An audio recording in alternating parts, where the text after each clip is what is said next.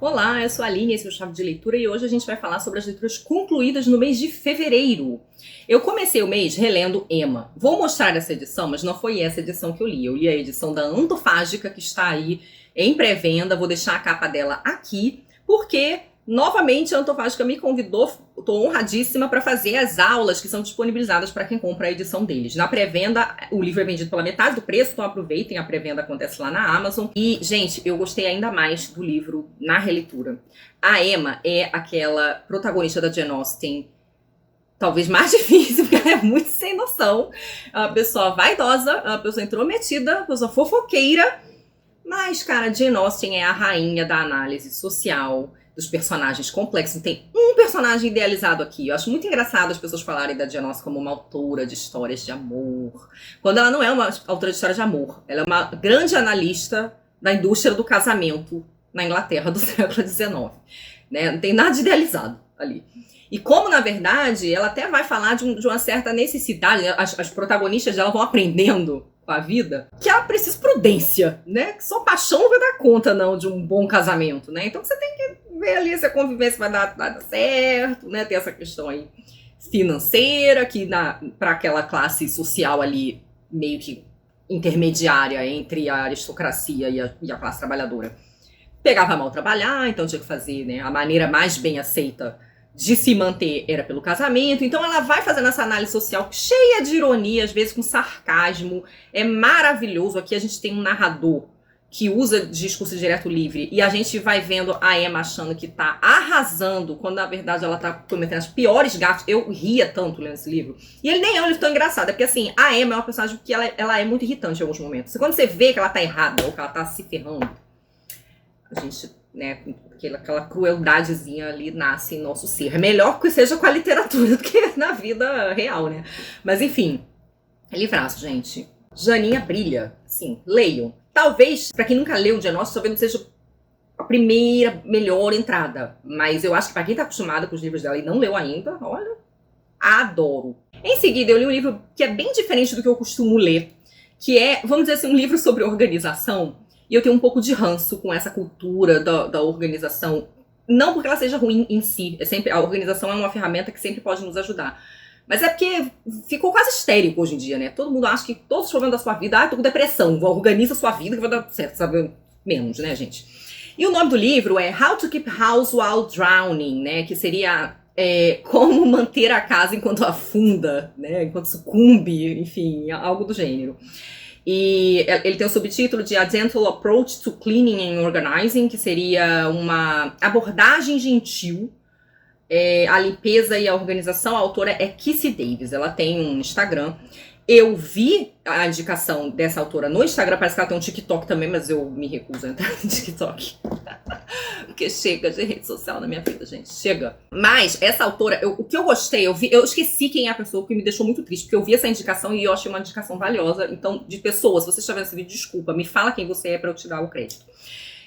Esse livro, ele é focado para aquela pessoa que a situação tá quase periclitante, assim, tá quase insalubre.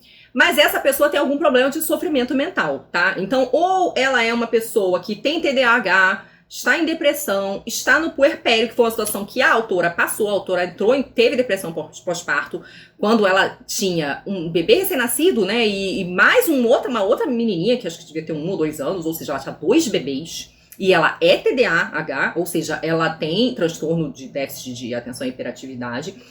O livro, ele é focado assim para pessoas que são um pouco mais caóticas, né, que não tem essa dificuldade de lembrar das coisas e de cumprir tarefas, tendem à procrastinação, mas também a pessoas neurotípicas mesmo. Então, pessoas que por uma condição têm essa dificuldade de seguir certas regras ou certas fórmulas e deixar tudo sempre organizado, porque, gente, o processo mental das pessoas, a cabeça das pessoas é muito diferente, né? Então, às vezes, aquilo que pra você é facílimo de organizar, pra outras pessoas é um dispêndio tão grande de energia. E aí, o que ela vai fazer, que eu achei, assim, uma ideia brilhante, eu nunca tinha pensado nisso. Ela já escreve o livro para facilitar a leitura de pessoas neurotípicas. Então, o livro, ele é escrito com capítulos curtos. E vamos pensar aqui, gente, isso não é um livro literário, isso é uma ajuda, é uma ferramenta para ajudar pessoas a se organizar. Então ela não vai querer te extenuar mais do extenuado que você já tá. Então o livro tem capítulos curtos. Esses capítulos, para quem, por exemplo, tem dificuldade de perceber ambiguidade ou metáfora, ela explica a metáfora em notas de rodapé. E ela vai compartilhar a experiência dela de sistematizar um esquema de organização que não seja extenuante, seja perfeccionista, mas que impeça que você afunde no lixo, né? Que a sua casa vira-se um lixão e você precisa ser interditado.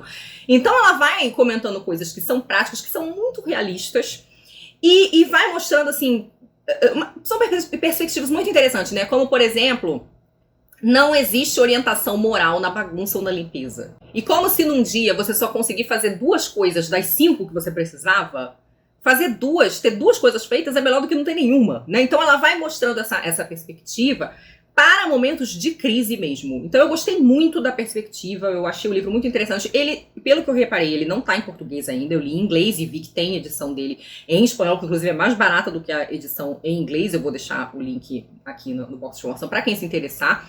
Tá? Mas eu achei uma perspectiva possível e muito interessante para pessoas que têm essa dificuldade de se manter o tempo todo organizado, tudo limpo, porque a mente, a funcionamento não ajuda, não contribui, porque a pessoa está realmente afundada numa crise muito densa. Eu recomendo muitíssimo, foi uma leitura que eu adorei fazer. Em seguida, eu li o livro do querido Rafael de Souza, poeta pernambucano, que é Os Grilos Também Sabem Voar. Eu falei desse livro no Instagram e vou deixar o link aqui para quem quiser ler o textinho. Rafael é um poeta muito jovem, o que me impressionou muito, porque ele tem um domínio da língua e da poesia muito impressionante. Eu vou deixar a capa do livro dele aqui, porque quando li o livro ainda estava na pré-venda, o livro agora já está disponível para venda, mas eu ainda não recebi a cópia física, eu li em e-book. Capa linda, inclusive. E o Rafael, eu diria que ele é um poeta que escreve no clássico, assim, ele gosta de uma língua, né, da expressão mais clássica da língua. Ele trabalha muito bem a forma metrificada, os sonetos. É difícil ser bom sonetista e ele consegue, porque o soneto ele tem toda uma orientação lógica nas estrofes. E é muito interessante, acho que o que eu mais gosto no livro dele é esse convite a uma certa calma, né? O Rafael é de uma cidadezinha chamada Pedra, e ele é um autor que fala muito da natureza, que fala muito de um certo tardar, de uma observação. A poesia dele é muito contemplativa, faz diálogo com poetas que eu adoro, como Drummond, Cecília Meirelles, Manuel Bandeira. Então, assim, foi uma poesia que eu gostei de passar meu tempo ali, sabe? Aquela poesia pra não ser lida rápida, pra você ir degustando. A própria questão formal, pra mim, tem uma relação muito intrínseca com essa questão do tempo lento, né? Porque a musicalidade, ela impõe uma marcação de tempo, mas que não é uma marcação do tempo corrido, né? Não é a fragmentação, né? Como, por exemplo, no modernismo literário. É aquele tempo quase cantado, né? Então, eu gostei muitíssimo, recomendo demais as poesias do Rafael.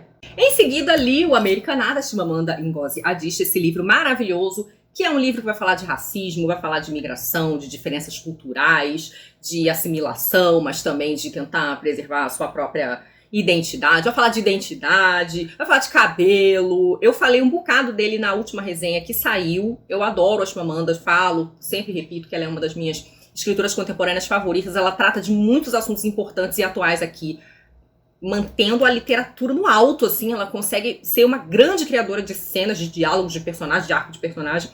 Tudo no livro dela é muito complexo, não é uma autora que simplifica nada, não faz concessão, e é tudo muito maravilhoso. Assim, que mulher, livro maravilhoso. Quem quiser saber um pouquinho mais, recomendo que veja a resenha, melhor. E por fim, eu li o Desnovelo, esse livro lindo da minha amiga apoiadora Renata Fiorenzano Marques. É o livro de estreia dela, é um romance. Cara, a Renata escreve tão bem. Sabe aquela autora que escreve bem, que você tem gosto de ler o livro? Que você fica, meu Deus, como é que a pessoa escreve assim, sabe? Eu queria escrever assim também. Nossa, que livro! É uma espécie de autoficção, onde ela vai falar, né, em que a personagem que tem o mesmo nome que ela vai falar do processo de desconfiar e descobrir que era adotada. E ela vai falar aí é uma história de família, eu adoro bafão familiar, né? Então é uma história de família, drama, com mentiras familiares, segredos familiares, ressentimentos familiares, mas que envolvem aí essa questão das próprias origens, né? Por que não me disseram que eu era adotada?